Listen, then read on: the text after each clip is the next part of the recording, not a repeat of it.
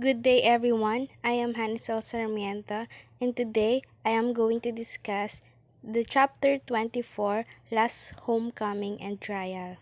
So, my first question is, when did Rizal leave Barcelona? A. October 8, 1896. B. October 6, 1896. Letter C. October 11, 1986. Letter D. October 6, 1986. And the correct answer is letter V, October 6, 1896.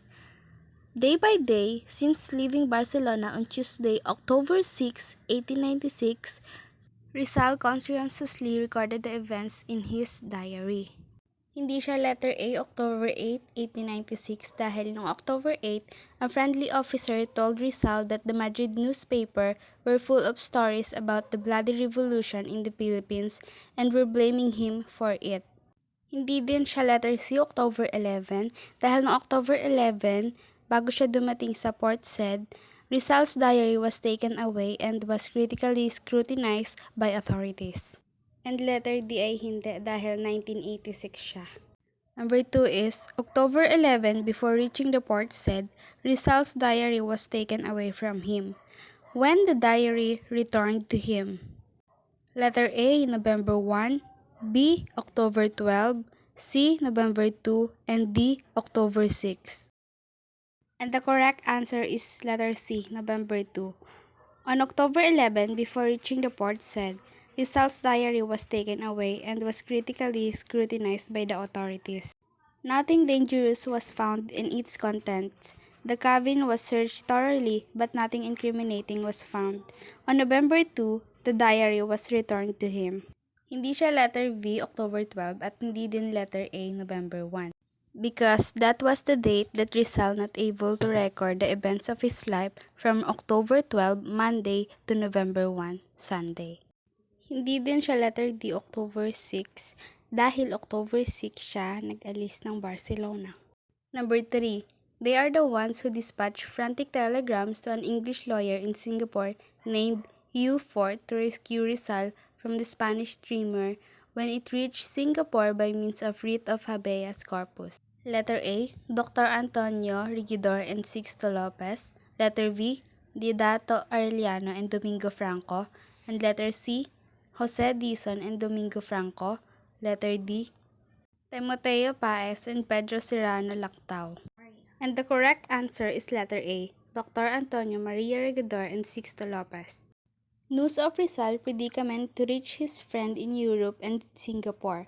From London, Dr. Antonio Maria Regidor and Sixto Lopez dispatched frantic telegrams to an English lawyer in Singapore named Hugh Fort to rescue Rizal from the Spanish steamer when it reached Singapore by means of a writ of habeas corpus. Hindi siya letter V, C, and D dahil sila yung mga Filipino patriots that brutally tortured to implicate Rizal when the Spanish authorities fished for evidence against Rizal. Number 4. He was arrested and cruelly tortured. He suffered all pains inflicted by Spain's diabolical torturers, but he never signed a damaging statement incriminating his brother. And the answer is letter C, Pasiano. Rizal's own brother, Pasiano, was arrested and cruelly tortured. He suffered all pains inflicted by Spain's diabolical torturers, but he never signed any damaging statement incriminating his younger brother. Although his body was shattered on the torture rack and his left hand crushed by the screw, his valiant Asian spirit remained unbroken. Number 5. How many documentary evidences were presented against Rizal? Letter A, 10, letter B, 17, C, 2, and letter D, 15. The correct answer is letter D, 15. Two kinds of evidence were presented against Rizal, namely documentary and testimonial. The documentary evidence consisted of 15 exhibits as follows. Number 1, a letter of Antonio Luna to Mariano Ponce, dated Madrid, October 16, 1888, showing Rizal's connection with the Filipino Reform Campaign in Spain. A letter of Rizal to his family dated Madrid, October 20, 1890, stating that the deportations are good for they will encourage the people to hate tyranny. A letter from Marcelo H. del Pilar to Diodato Arellano dated Madrid, January 7, 1889, implicating Rizal in propaganda campaign in Spain. A poem entitled Kundiman, allegedly written by Rizal in Manila on September 12, 1891. Number 5. A letter of Carlos Oliver to an unidentified person dated Barcelona, September 18, 1891, describing Rizal as the man to free the Philippines from Spanish oppression. Number 6. A Masonic document dated Manila, February 9, 1892, honoring Rizal for his patriotic services. A letter signed Di Masalang Rizal pseudonym to Tanlus, Juan Zulueta's pseudonym, dated Hong Kong, May 24, 1892, stating that he was preparing a safe refuge for Filipinos who may be persecuted by the Spanish authorities. A letter of Di Masalang Tonan, an identified committee, dated Hong Kong, June 1, 1892, soliciting the aid of committee in the patriotic work.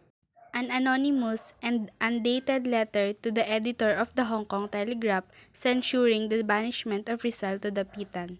Number 10. A letter of Ildefonso Laurel to Rizal, dated Manila, September 3, 1892, saying that the Filipino people look up to him, Rizal, as their savior.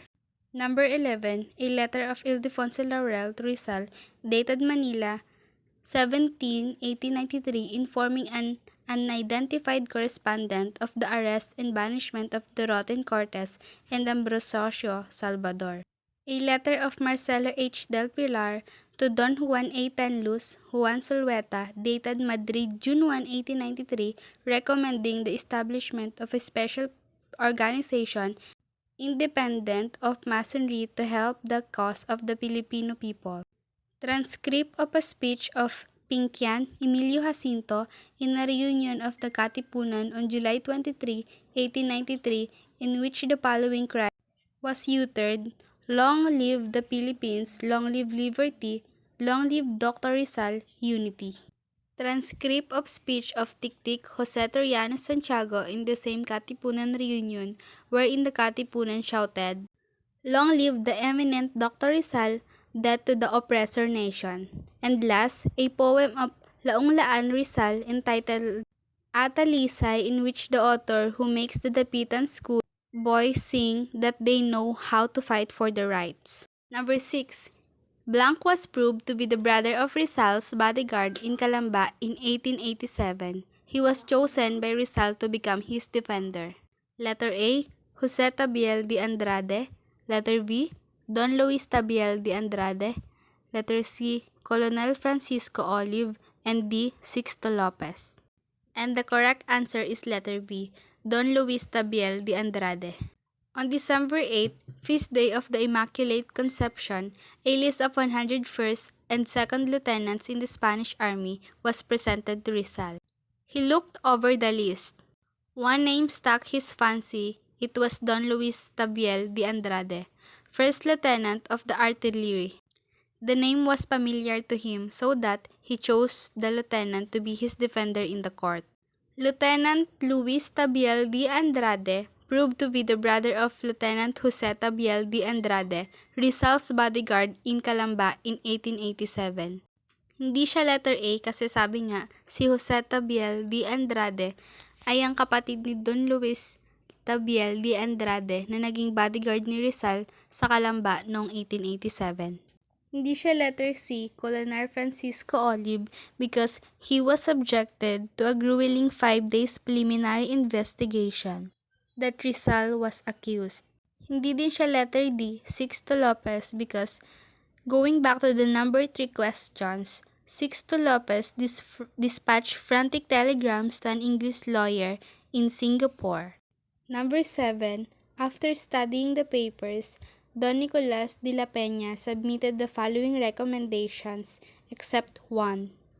Letter A. Rizal should be defended in the court by an army officer, not by a civilian lawyer. Letter B. An order of attachment be issued against his property to the amount of 10 million pesos as indemnity. Letter C. The accused be immediately brought to trial. And D. He should be kept in prison. And the correct answer is letter V. An order to attachment be issued against his property to the amount of 10 million pesos as indemnity.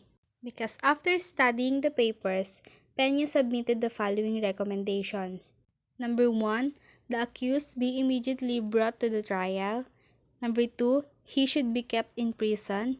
3, an order to attachment be issued against his property to the amount of 1 million pesos as indemnity. And 4, he should be defended on court by an army forcer, not by the civilian lawyer. Letter B yung mali dahil ang nakalagay sa choices ay 10 million pesos as indemnity. But the correct answer is 1 million pesos as indemnity. Number 8. When did the information of charge was formally read to Rizal in his prison cell with his counsel present? Letter A, December 15, B, December 13, C, December 11, and D, December 12. The correct answer is letter C, December 11. On December 11, the information of charge was formally read to Rizal in his prison cell with his counsel present. He was accused of being the principal organizer and the living soul of the Filipino insurrection, the founder of societies, periodicals, and books dedicated to fomenting and propagating ideas of rebellion. Hindi siya letter A, December 15, because noong December 15, Rizal wrote a manifesto to his people appealing to them to stop the necessary shedding of blood.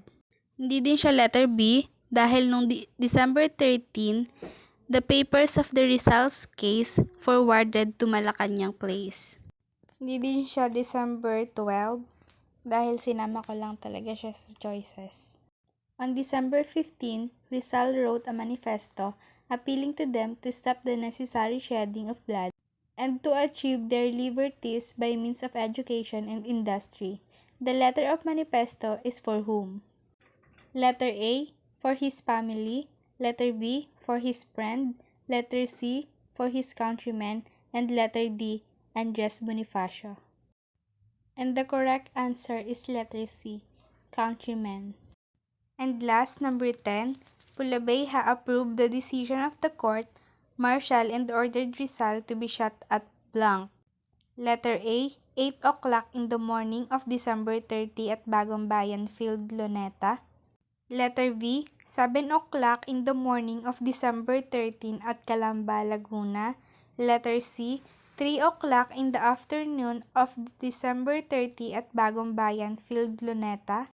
And letter D, 7 o'clock in the morning of December 30 at Bagong Bayan Field in Luneta. What are the exact date, place, and time? So the correct answer is letter D, 7 o'clock in the morning of December 30 at Bagong Bayan Field, Luneta. Pulabeja approved the decision of the court, martial, and ordered Rizal to be shot at 7 o'clock in the morning of December 30 at Bagong Bayan Field in Luneta. That's all. Thank you.